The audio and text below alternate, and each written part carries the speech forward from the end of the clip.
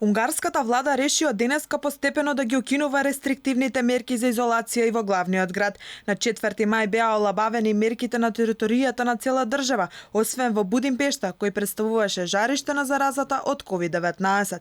Но тоа не значи укинување на сите мерки, туку само олабавување, бидејќи најголемиот број од новозаразените се концентрирани во главниот град.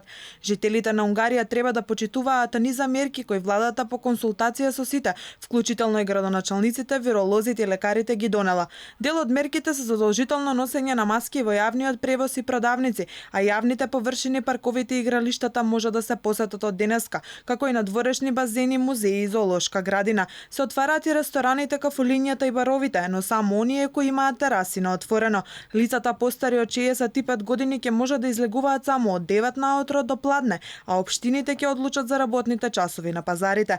Унгарските власти соопштија мерки дури и за верски служби, свадби и погреби, на кои можат да присуствуваат најмногу 200 луѓе, а се дозволени од 1 јуни во цела држава, освен во Будимпешта каде ќе важат од 15 јуни.